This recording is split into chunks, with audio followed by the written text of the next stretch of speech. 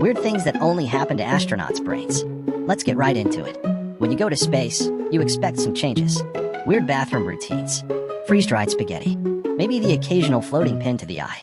But what no one prepares you for is what happens to your brain. Because your brain evolved with gravity, pressure, ground, time, sound, sunlight, smells. The minute you remove those, it starts glitching. These aren't fun little mood swings. These are real, documented, unnerving changes to the brain structure, function, and reality filter. That only happen in space. Number 1. You might start feeling outside your body. Imagine floating in a spaceship and suddenly feeling like you're watching yourself from across the room. Astronauts have reported out-of-body experiences in orbit, not in a mystical meditation way, in a my brain forgot where I physically am kind of way. It's linked to sensory confusion, vestibular system overload, a lack of physical reference points in 0G. On Earth, gravity keeps your brain synced with your body. In space, that link starts to desynchronize. You're not dead. You're just mentally unplugging from the meat suit. Number 2, your spatial memory gets weirdly bad. Want to remember where you left your tablet? Too bad. In space, spatial memory, the brain's ability to track locations, directions, and objects, goes downhill fast. Why? Because on Earth, your brain uses gravity plus landmarks to orient itself. In space, there is no floor. Up and down change every 10 seconds. You can flip, spin, or drift in any direction. So your brain, naturally, goes.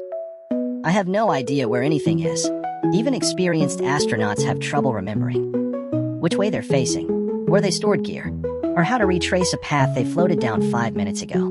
Your brain is still trying to apply Earth rules to a place where those rules died in orbit. Number 3, you can get lost inside the space station.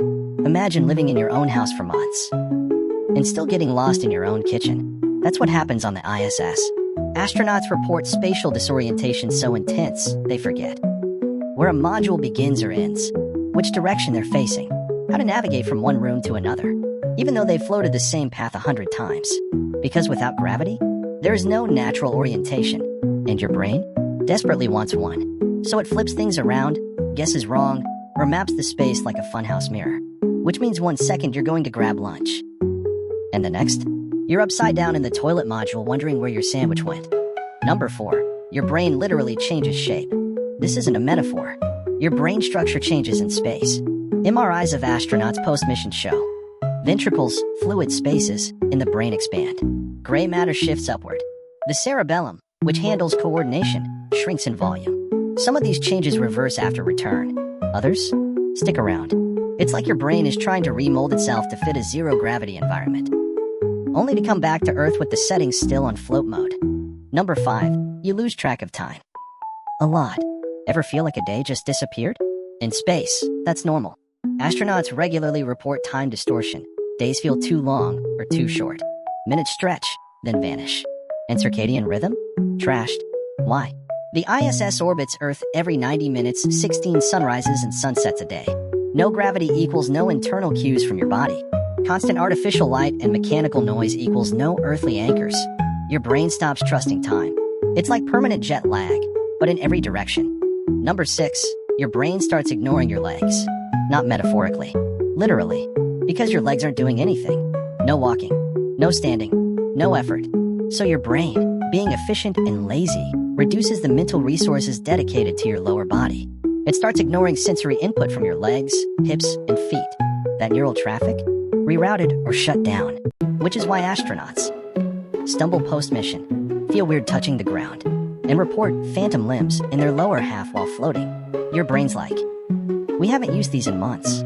Why are they back? Number 7, you cry weird. You know what gravity does? Drains tears. In space, they pull around your eyeballs and cling to your face. Astronauts report that crying feels like your eyes are drowning. Tears don't fall, they gather into bubbles.